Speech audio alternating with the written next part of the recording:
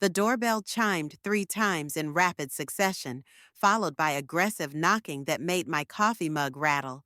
I already knew who it was. Only one person had that particular way of announcing their presence, like they were declaring war on my front door. "Coming?" I called out, quickly smoothing down my shirt.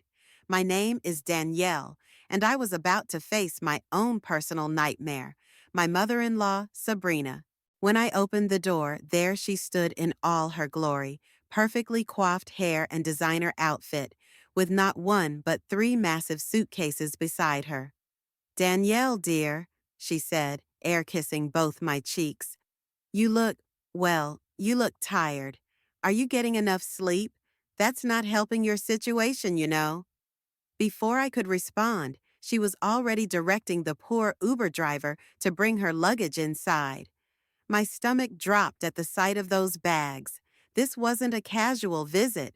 "Sabrina, we weren't expecting you," I managed to say, watching helplessly as her belongings invaded my carefully organized foyer. "Corbin didn't mention you were coming." "Oh, that's because I didn't tell him," she replied breezily, already making her way to our guest room like she owned the place. I decided it was time for an intervention. 2 years of marriage and still no grandchildren? Something needs to be done. I followed her upstairs, my hands clenching and unclenching. "We've talked about this. Corbin and I have been trying." She cut in, making air quotes. "Yes, yes, but clearly you need help. That's why I'm here. I've brought some special herbs from my naturopath, and I've scheduled appointments with the best fertility specialist in the city." I stood in the doorway, watching her unpack like she was settling in for a month-long siege. My phone buzzed in my pocket. A message from Lucille. "Coffee in 20? Need to tell you something." "I have plans," I said, already backing away. "With a friend." Sabrina looked up from her suitcase, her eyes narrowing. "More important than family planning?" "It's work-related," I lied. "Very urgent. I'll be back in a couple of hours." I practically ran down the stairs, grabbing my keys and purse. As I started the car, I could see Sabrina watching from the guest room window, probably already planning ways to fix my apparently broken body. The coffee shop was my sanctuary, and Lucille was already there with 2 steaming mugs waiting. One look at my face and she knew. "Spill it," she said, sliding my vanilla latte closer. "She's here, with luggage, 3 suitcases worth of luggage," I groaned, collapsing into the chair. "And she's brought herbs, herbs, Lucille." "Oh God," Lucille winced. "The fertility crusade continues?" "She doesn't know when to stop," I said, lowering my voice. "And we can't tell her about the adoption plans yet. It would break her traditional little heart, and probably Corbin's chances of ever having peace again." "Speaking of the adoption," Lucille leaned forward. "That's actually why I wanted to meet. I just heard from my contact at the agency. There's a little girl, 8 years old. Her name is Leah." My heart skipped a beat. "Tell me everything." "She's amazing, Danny. Smart, funny, been through some tough times, but still has the biggest heart. They think you and Corbin would be perfect for her."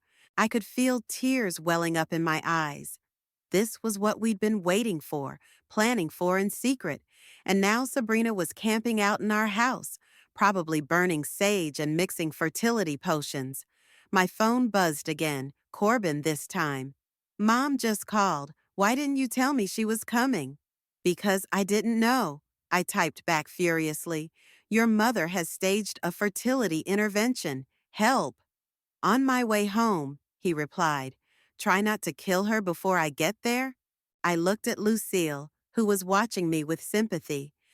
"I have to go back, don't I?" "Unless you want to move in with me," she offered with a small smile, "though I suspect she'd find you there too." Standing up, I squared my shoulders. If she only knew that while she's trying to fix me, we're about to make her a grandmother in a way she never expected.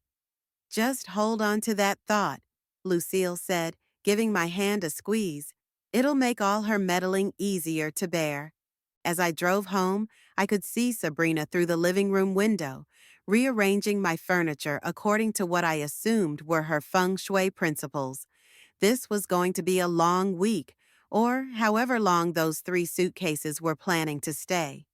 Little did she know I had a secret weapon, the knowledge that somewhere out there, a little girl named Leah was waiting to make our family complete, in a way no amount of herbs or fertility treatments ever could.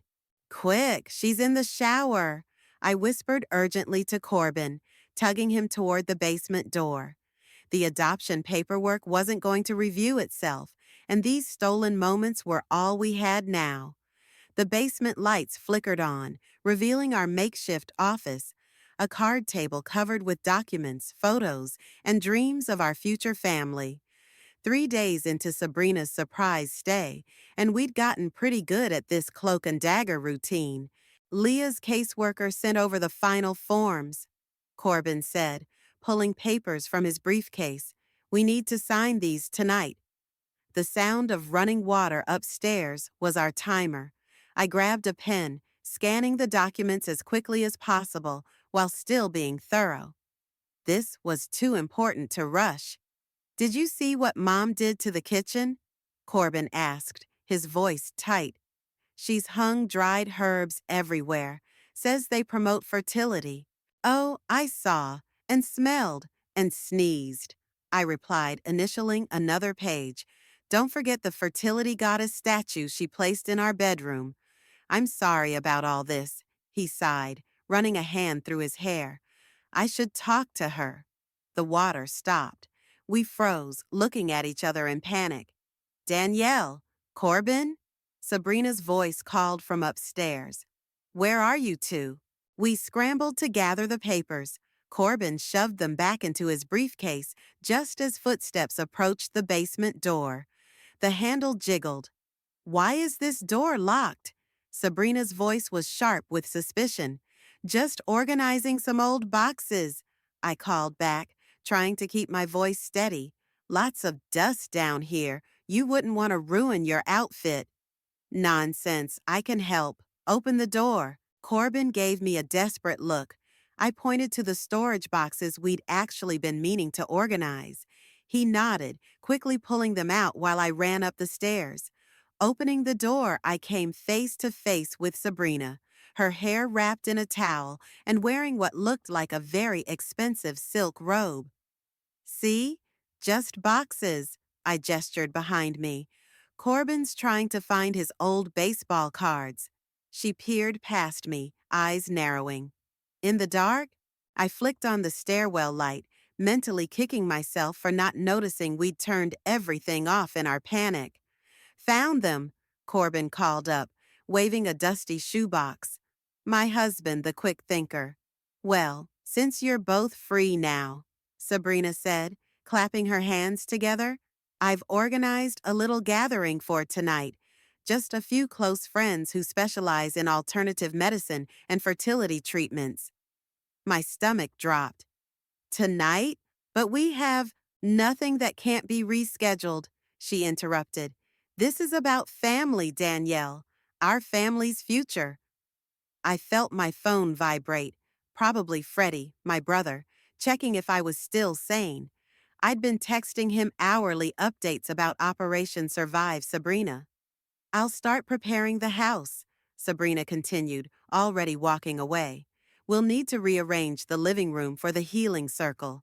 The moment she was out of earshot, Corbin emerged from the basement, briefcase clutched to his chest like a shield. Healing circle? Your mother is trying to sage me into pregnancy, I whispered back. We need backup. I'm calling Freddie. 10 minutes later, I was hiding in the pantry with my phone. Fred, I'm dying here. She's invited her whole fertility cult over. Want me to create a diversion? My brother offered. I could fake an emergency. No, I need you here. Come to the gathering. Bring wine. Lots of wine. You're not supposed to drink while trying to conceive, he said in a perfect imitation of Sabrina's voice. Freddie. Kidding. I'll be there. Want me to accidentally spill something on her healing crystals? Despite everything, I laughed. Just hurry. Emerging from the pantry, I found Sabrina had already transformed our living room into something between a new age shop and a fertility temple. Crystals everywhere, candles burning, and was that incense? The energy in here was all wrong, she explained, seeing my expression. No wonder you're having troubles. But don't worry. By the end of tonight, we'll have your chakras aligned and your womb ready for my grandchild. I caught Corbin's eye across the room. He was standing by the basement door, one hand protectively on his briefcase, looking like he wanted to disappear into the floor. I couldn't blame him. If only Sabrina knew that while she was preparing to cleanse my chakras, we were preparing to welcome an 8-year-old girl into our lives. A little girl who needed a family far more than Sabrina needed a biological grandchild. The doorbell rang, the first of Sabrina's fertility experts arriving. I took a deep breath, remembering Leah's photo tucked safely away in the basement. We just had to get through this night. And maybe, just maybe, Freddie would actually spill that wine on something important. Sunday brunch was Sabrina's latest battlefield strategy. She'd invited the entire family, including her sister and niece, Leah, the same name as our potential adoptive daughter, which felt like the universe playing some cosmic joke. More mimosa? Freddie whispered, appearing at my elbow with the bottle. He'd been my saving grace through this whole ordeal, keeping my glass full and my sanity intact. Please, I muttered, watching Sabrina arrange place settings with military precision, though I probably shouldn't. According to last night's fertility priestess, alcohol is poison to my baby-making chances. Speaking of chances, Sabrina announced loudly, making everyone at the table jump. I have a wonderful suggestion for Corbin and Danielle. My fork clattered against the plate. Corbin reached for my hand under the table. As you all know, my dear niece Leah needs a stable home environment, Sabrina continued, gesturing to the quiet 8-year-old sitting at the far end of the table. And since Danielle and Corbin are struggling, perhaps fostering Leah would be the perfect solution. The silence that followed was deafening. I stared at the young girl, who looked up from her pancakes with wide eyes. This Leah had the same dark curls as our Leah, the same uncertain smile. Mom, Corbin started, but Sabrina steamrolled over him. It makes perfect sense. You can practice being parents, and Leah gets a loving home. Who knows? Maybe the act of nurturing will jumpstart your fertility. Sabrina, her sister Jane interrupted, we haven't discussed this. Excuse me, I said, pushing back from the table. The room was spinning slightly. I need some air. I fled to the back porch, gripping the railing until my knuckles turned white. The door opened behind me, and small footsteps approached. Are you okay? A tiny voice asked. I turned to find Leah, Sabrina's Leah, standing there, holding a napkin-wrapped pancake. I brought you breakfast, she said, offering it to me. You didn't finish yours. Thank you, I managed, taking the slightly sticky package. That's very thoughtful of you. She leaned against the railing beside me, kicking her feet against the deck. Aunt Sabrina talks a lot about babies. I couldn't help but laugh. Yes, she certainly does. I don't want to be your practice baby, she said suddenly, looking up at me with serious eyes. That's what she meant, right? Using me to practice? My heart cracked a little. No one should ever be used as practice, I said firmly. You deserve a family who wants you for you, not as a test run. The door opened again, and Corbin stepped out. Everything okay out here? We're having a pancake party, I said, holding up my napkin. Want to join? He sat down on the steps, and Leah surprised us both by plopping down next to him. Your mom is intense, she informed him matter-of-factly. Corbin choked on a laugh. Yeah, she really is. Inside, we could hear Sabrina and Jane arguing in heated whispers. Freddie's voice occasionally cut through, probably trying to mediate. Do you want kids? Leah asked suddenly, looking between us. For real, not practice ones? Corbin and I exchanged glances. Yes, I said softly. We really do. She nodded sagely. You'd be good at it. You didn't talk to me like I'm stupid. Most grown-ups do that. Before we could respond, Sabrina burst onto the porch. There you all are. We're discussing important family matters, and you're out here eating cold pancakes? We're bonding, Leah announced, standing up. And they don't want to practice on me. They want real kids. Sabrina's face went through several interesting expressions before settling on something between confusion and frustration. Well, of course they want real. I mean, you are real. I just thought, I think we're done here, Jane said firmly, appearing behind her sister. Leah, honey, get your jacket. We're going home. As they left, Leah turned back to give us a small wave. I waved back, fighting tears. Well, Sabrina huffed once they'd gone, that could have gone better, but don't worry, I have other ideas. Mom, Corbin cut in, his voice stronger than I'd heard it in days. Enough, please, she blinked at him, startled. I'm only trying to help. By ambushing us? By trying to use a child as some kind of fertility experiment? I couldn't keep the anger from my voice anymore. That's not help, Sabrina. That's control. She drew herself up, nostrils flaring.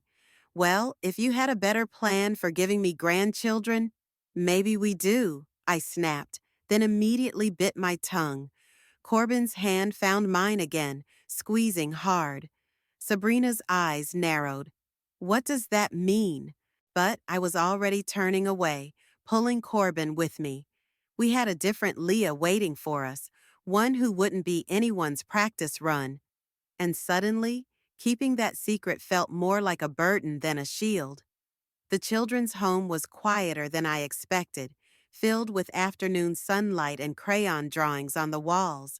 Our Leah sat cross-legged on a beanbag chair, a book open in her lap, dark curls falling over her face, just like in her photo. She loves to read, Ms. Martinez, the social worker, whispered, especially adventure stories. I watched as Leah turned a page, completely absorbed in her world of words. When she finally looked up and saw us, her whole face lit up with recognition from our previous visits. You came back! She jumped up, the book tumbling forgotten to the floor. We promised we would, I said, kneeling down to her level. What are you reading today? Harry Potter. I'm at the part where… She launched into an elaborate explanation of Hogwarts houses and magical creatures, her hands moving animatedly as she spoke. Corbin sat down on the floor, and Leah immediately included him in her story, asking which house he thought he'd be in. I watched them interact, my heart so full it hurt. Would you like to go to the park? I asked when she finally paused for breath. Ms. Martinez said we could take you out for ice cream, too. Really? Her eyes widened. Can I get 2 scoops? 3 if you want, Corbin said, earning himself a high five. The playground was almost empty when we arrived. Leah made a beeline for the swings, calling over her shoulder, Push me, both of you. We spent the next hour watching her conquer every piece of equipment, her laughter echoing across the park. When she finally slowed down, we walked to the ice cream shop, where she carefully selected chocolate, strawberry, and mint chip. 1 for each scoop. You have ice cream on your nose, I laughed, reaching out with a napkin. She scrunched up her face but let me wipe it off. My friend Maria says you're going to be my new mom and dad, she said suddenly, looking between us. Is that true? I felt Corbin tense beside me. We'd been working toward this moment, but it still caught us off guard. We'd like to be, I said carefully, if that's something you'd want to. She stirred her melting ice cream thoughtfully. Would I have my own room? Absolutely, Corbin nodded. You could decorate it however you want. And could I bring my books? Every single one, I promised. She seemed to consider this deeply. What about your mom? She asked, looking at Corbin. The one who visits a lot? Maria says she heard the grown-ups talking about her. My stomach clenched. Of course, word about Sabrina's frequent visits to check on the adoption process had gotten around. She doesn't know about you yet, Corbin admitted. We're waiting for the right time to tell her. Is it because I'm not a baby? Leah's voice was small now, her ice cream forgotten. No, sweetheart. I reached across the table to take her hand. It's because you're so special that we want to make sure everything is perfect when we tell her. She's going to love you just as much as we do. Promise? Promise, Corbin and I said together. The rest of the afternoon passed too quickly. Back at the children's home, Leah hugged us both tightly before running inside to tell Maria about her 3-scoop ice cream adventure. We were halfway to the car when I heard Sabrina's voice. Well, well, what a surprise finding you here. She stood by her Mercedes, arms crossed, eyes sharp. My blood ran cold. Mom, what are you doing here? Corbin's voice cracked slightly. Following my instincts, she said, pushing away from her car. When you two kept sneaking off, I knew something was going on. But this, she gestured at the building behind us. This is what you've been hiding? Sabrina, we can explain. Explain what? That you're planning to adopt without even consulting me? That you're giving up on having a real family? She is real, I snapped, fury rising in my chest. Leah is more real and more precious than any of your fertility rituals or family planning schemes. Leah? Sabrina's eyes widened. You're not serious? That troubled little girl from brunch? Is this some kind of revenge because I suggested fostering her cousin? They're not even related, Corbin cut in. It's a different Leah, Mom, our Leah, and we're going to be her parents, whether you approve or not. Sabrina's face hardened. We'll see about that. I won't stand by and watch you make this mistake. There are other solutions, better solutions. No, I stepped forward, my voice steady despite my racing heart. There aren't, because Leah isn't a solution. She's our daughter, and if you can't accept that, then maybe it's time for you to go home. She stared at us for a long moment before getting into her car. As she drove away, I could see her on her phone, already making calls. She's going to try to stop this, Corbin said quietly.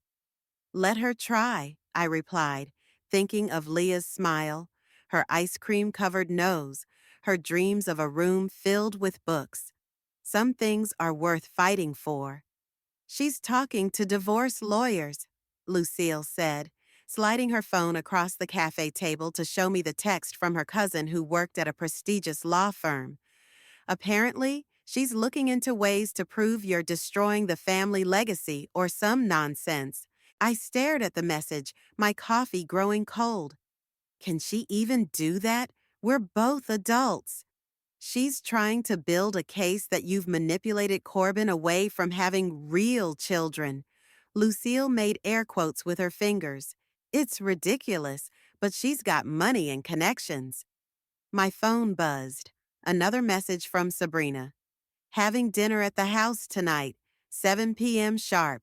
We need to discuss the future of this family. She's not even staying at our house anymore, but she's still acting like she owns it. I groaned, showing Lucille the message. Then maybe it's time, Lucille said, leaning forward. Tell her everything, on your terms, before she digs up the information herself. Corbin's terrified it'll destroy his relationship with her forever. And what about your relationship with Leah? What about her future? The image of Leah's hopeful face flashed through my mind. We were supposed to visit her again tomorrow, but Sabrina's meddling was threatening everything. You're right, I said, standing up. I need to talk to Corbin. I found him in his office, staring at his computer screen without really seeing it. Mom's called 6 times today, he said without looking up. I know what we need to do, I said, perching on his desk. We need to tell her, tonight, everything. He finally met my eyes. She'll never forgive us. Maybe not, but Leah needs us to be brave for her.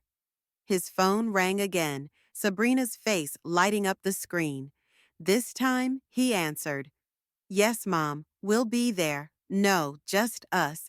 Because it's our house. He pinched the bridge of his nose. Fine, see you at 7. She's bringing reinforcements, he sighed after hanging up. Uncle Robert and Aunt Patricia. Perfect, I said, surprising him. Let's invite Freddie too, and Lucille. If she wants witnesses, we'll have our own. The next few hours were a blur of preparation.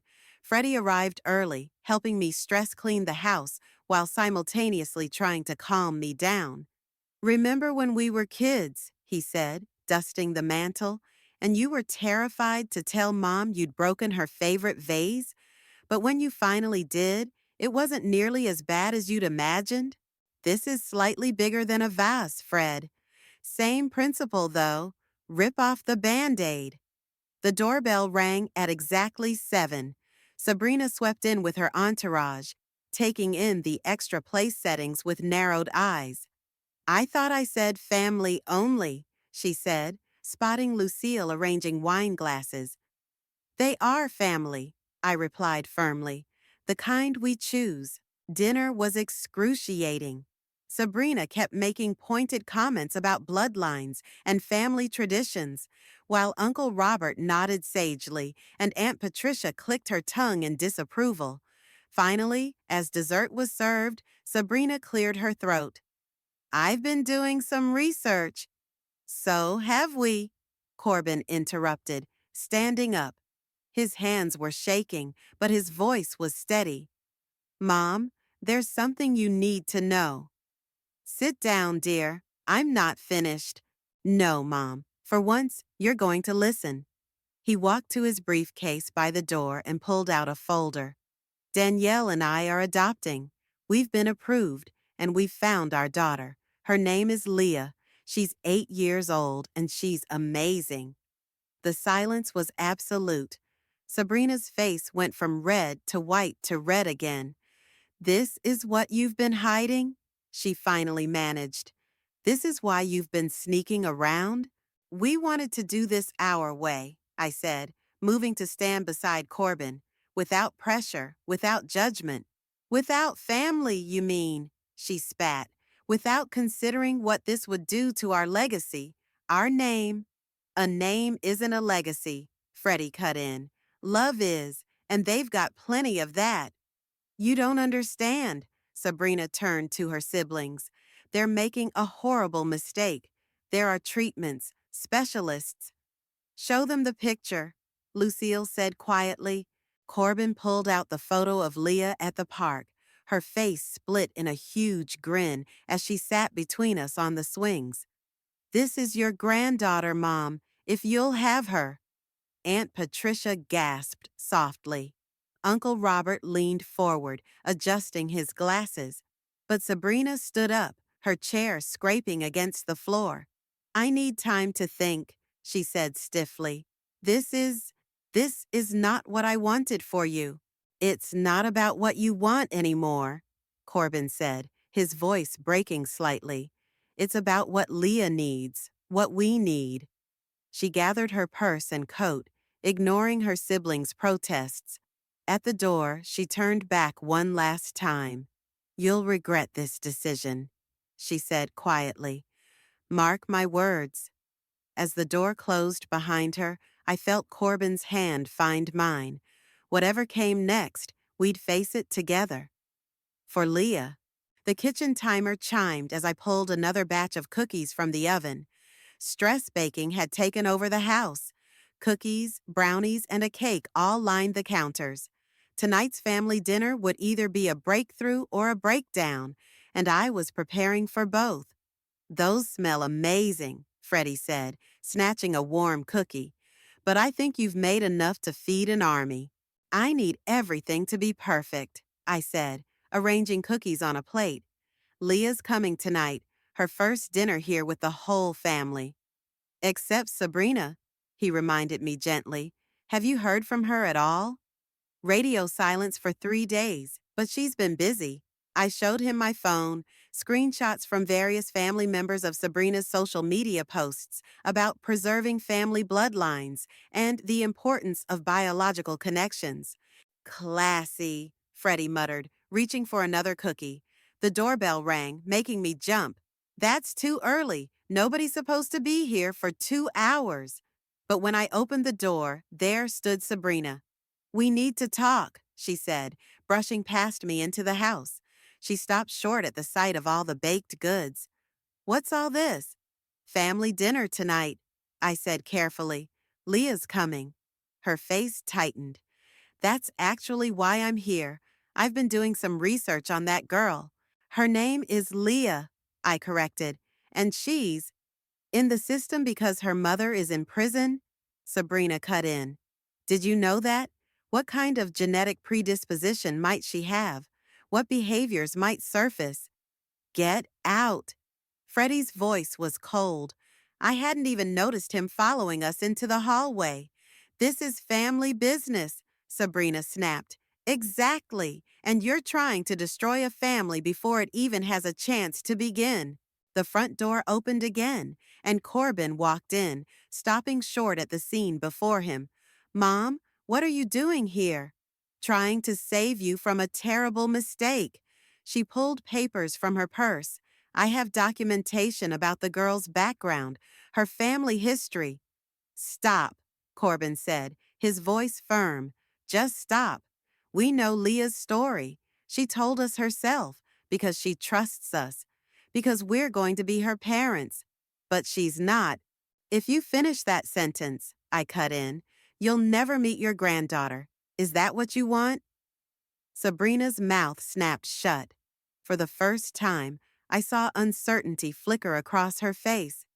She's coming for dinner tonight, Corbin said quietly. Stay. Meet her properly. Give her a chance. The silence stretched thin as Sabrina looked around, at the cookies cooling on racks, the fresh flowers on the table, the small welcome sign Corbin and I had made together. Fine, she said finally. I'll stay, but don't expect me to pretend this is ideal. The next 2 hours were tense. Lucille arrived early to help, shooting worried glances at Sabrina, who had positioned herself in the living room like a queen on her throne. Uncle Robert and Aunt Patricia came next, looking uncomfortable but determined to keep the peace. Then the doorbell rang one final time. Ms. Martinez stood there with Leah, who was wearing her favorite blue dress and clutching a drawing. She looked nervously past me at the crowd inside. It's okay, I said softly, kneeling down. Everyone's excited to meet you. She took a deep breath and stepped inside, immediately spotting Corbin. Her face lit up as she ran to show him her drawing, a picture of all of us, including a dog she hoped we might get someday. And who might this be? Sabrina's voice cut through the moment. She had risen from her chair, studying Leah intently. Leah straightened up, meeting Sabrina's gaze with surprising steadiness. I'm Leah. I like your necklace. Something shifted in Sabrina's expression. Thank you. It was my grandmother's. Did she give it to you? Like a family thing? Yes, exactly like that. Cool. Maybe someday I'll have family things too. Leah looked at me hopefully. Right? Before I could answer, Sabrina spoke again, her voice softer than I'd ever heard it. You already do, dear. That drawing you're holding, that's a family thing. The tension in the room eased slightly. Leah beamed, then surprised everyone by walking over to Sabrina. Want to see it? I put you in it too. You're the one in the fancy dress, next to the dog we don't have yet. A small laugh escaped Sabrina's lips. Well, perhaps we should discuss this dog situation over dinner. I happen to know an excellent breeder. Mom, Corbin warned, but he was smiling. What? If I'm to be a grandmother, I should at least have some input on the family pet. As everyone moved toward the dining room, I caught Freddie's eye. He gave me a thumbs up, mouthing, "Told you so," before grabbing the plate of cookies to bring to the table. Maybe, just maybe, this would work after all. The dinner started peacefully enough. Leah charmed everyone with stories about her favorite books, while Sabrina maintained a polite, if reserved, demeanor. But I could feel the storm brewing beneath the surface. "So, Leah," Sabrina said during a lull in conversation, setting down her fork with precision, "tell me about your biological family." The table went silent. Leah's hand froze halfway to her mouth, her spoon trembling slightly. "Mom," Corbin warned, but Sabrina pressed on. "It's a reasonable question. We should all know what we're getting into here." "What we're getting into?" I felt my voice rising. "She's not a business investment, Sabrina." Leah put down her spoon carefully. "It's okay," she said, looking directly at Sabrina. "My first mom made some bad choices. She's in prison. My first dad left before I was born, but Danielle and Corbin chose me. That's better than being born to someone, isn't it? Being chosen?" The silence that followed was deafening. Freddie reached over and squeezed Leah's shoulder. "Being chosen," Sabrina repeated slowly, her voice taking on an edge. "Is that what you think this is? A noble rescue mission?" "That's enough." Corbin stood up, his chair scraping against the floor. "No, it's not enough." Sabrina's voice rose. "This child needs professional help, not amateur parents playing house. And you two," she pointed between Corbin and me, "you're using her to spite me, to prove some point about family values." "Spite you?" I laughed incredulously. "This has nothing to do with you. We love her. She's our daughter." "She is not your daughter." Sabrina slammed her hand on the table, making the glasses rattle. "She's a troubled child with a criminal for a mother, and you're making a terrible mistake." A small sob broke through the tension. Leah had tears streaming down her face. "I'm sorry," she whispered, pushing back from the table. "I shouldn't have come." "Leah, wait." I reached for her, but she was already running toward the front door. "Now look what you've done," Sabrina huffed. "This is exactly what I meant about emotional instability." "Shut up." The words came from Corbin, shocking everyone into silence. "Just shut up, Mom. For once in your life, stop talking." I found Leah on the front porch, curled up on the swing. She looked so small, so vulnerable, and my heart broke. "I'm sorry," she said again as I sat beside her. "I ruined everything." "You didn't ruin anything, sweetheart. You made it better. You make everything better." Corbin appeared in the doorway, followed by Freddie and Lucille. Behind them, I could hear Sabrina's voice rising again. "If you do this, if you choose this path, then what?" Corbin turned to face his mother. "You'll disown me? Cut me off. Go ahead, because I choose them. I choose my family." Thunder rumbled overhead, perfectly punctuating his words. Sabrina's face went pale. "I've spent my whole life trying to please you," Corbin continued, "trying to live up to your expectations. But look at what your expectations have done." He gestured to Leah, still crying softly on the swing. "She's 8 years old, Mom. She's a child who needs love, not judgment. And if you can't see that, if you can't accept her, then you're the one who needs help, not her." Rain started to fall, fat drops hitting the porch roof with hollow thuds. "I think it's time for you to leave," I said, standing up. "And don't come back until you're ready to be a real grandmother." "This isn't over," Sabrina said, gathering her things. "You're making a huge mistake." "No," Leah's voice was small but clear. "They're making a family, and you're ruining it." Sabrina stared at her for a long moment, then turned and walked to her car without another word. The rain was falling harder now, matching the tears on Leah's cheeks. Did I mess up? She asked, looking between Corbin and me. Will she hate me forever? Come here, Corbin said, opening his arms. She hesitated for just a moment before running into them. You didn't mess up anything, and no matter what happens with my mom, you're stuck with us now, okay? She nodded against his chest. Promise? Promise, we said together. Inside, Freddie was already ordering pizza. Because nobody finished dinner, and growing families need food. Lucille was cleaning up the dining room, humming softly. Can we eat in the living room? Leah asked hopefully. Like a picnic? Absolutely, I said, watching as her smile slowly returned. And maybe after, we can look at some paint samples for your room? And dog pictures, she added, making everyone laugh. As we settled in for our impromptu living room picnic, the storm raged outside. But in here, in this moment, with Leah tucked between us on the couch, everything felt exactly right. Sometimes the families we choose are stronger than the ones we're born into. And sometimes it takes a storm to wash away the old and make room for something new to grow. Ready? I asked, adjusting Leah's backpack straps. Her first day of school as officially Leah Palmer had finally arrived. What if the other kids ask about my last name being different now? She fidgeted with her new pencil case.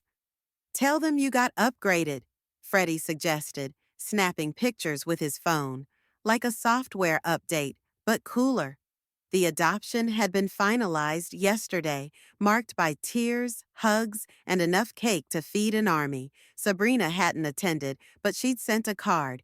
Progress of sorts. There's my favorite student, Ms. Martinez called from the school entrance. She'd helped arrange Leah's transfer to this school, ensuring a smooth transition. As Leah ran to hug her former social worker, I noticed a familiar Mercedes pulling into the parking lot. Corbin tensed beside me. Sabrina stepped out, clutching a small gift bag. She looked different, less polished, more human somehow. I found this in the attic, she said without preamble, holding out the bag to Leah. It was Corbin's first day of school gift. I thought, well, I thought you should have it. Inside was a worn leather bookmark, engraved with the words, "Every story matters." It's beautiful, Leah breathed, running her fingers over the letters. Your father used to read under the covers with a flashlight, Sabrina said softly, just like you do. How did you know I've been talking to Ms. Martinez. Sabrina glanced at the social worker, who nodded encouragingly. Learning about you, about adoption, about what makes a real family. The school bell rang, making us all jump. I should go, Leah said, carefully tucking the bookmark into her favorite book. She hugged Corbin and me, then hesitated before quickly hugging Sabrina too. We watched her walk into the school, her new backpack bouncing with each step. She looks just like you when she smiles, Sabrina said suddenly, looking at me. Not physically, but the way her whole face lights up. That's all you. Mom, Corbin started, but she held up a hand. Let me finish, please. She took a deep breath. I was wrong about everything. I was so focused on bloodlines and traditions that I couldn't see what was right in front of me. A little girl who needed love, and two people with more than enough love to give. It's not that simple, I said, thinking of Leah's tears that night at dinner. No, it's not. I have a lot to make up for. But she pulled out another gift bag, larger this time. Maybe we could start with this? Inside was a photo album. The first page showed Corbin at 8 years old, grinning with missing front teeth. I thought Leah might like to see what her dad looked like at her age, Sabrina explained. And maybe we could add new photos, create a real family album. Before anyone could respond, the school door burst open and Leah came running back out. I forgot something, she called, racing toward us. What did you forget, sweetie? I asked, but she ran right past me to Sabrina. Thank you for the bookmark, she said, hugging her properly this time. And, and I'm glad you came today. Does this mean you're really my grandmother now? Sabrina's carefully applied makeup smudged as tears fell. If you'll have me. Only if you promise no more yelling, Leah said seriously. And you have to come to my room painting party this weekend. We're doing it in purple. Purple? Sabrina looked horrified for a moment before catching herself. I mean, purple is lovely. And we're getting a dog, Leah added with a mischievous grin. One step at a time, Corbin laughed, ruffling her hair. Back to class, kiddo. As Leah disappeared back into the school, Sabrina turned to us. A dog? Really? Already adopted, I admitted. We pick him up tomorrow. Let me guess. Leah chose him? Actually, Corbin smiled. He chose her, just like she chose us, just like we chose each other. Sabrina nodded slowly. I'm beginning to understand that chosen families might be the strongest kind. The second bell rang, and Ms. Martinez gestured that she needed to go inside. I should go too, Sabrina said. But maybe we could have dinner this weekend, after the painting party? I promised to behave. We'd like that, I said, surprising myself by meaning it. As we walked back to our cars, I spotted Leah through her classroom window. She was showing her bookmark to her seatmate, animated and happy. When she saw us, she waved enthusiastically. She's gonna be okay, isn't she? Sabrina asked softly. Better than okay, Corbin replied. She's going to be extraordinary. We all waved back at Leah, four very different people united by love for one remarkable little girl. Sometimes the hardest battles end not with a bang, but with a bookmark, a purple room, and the promise of new beginnings. And sometimes, just sometimes, karma works in mysterious ways, turning even the most stubborn hearts toward love.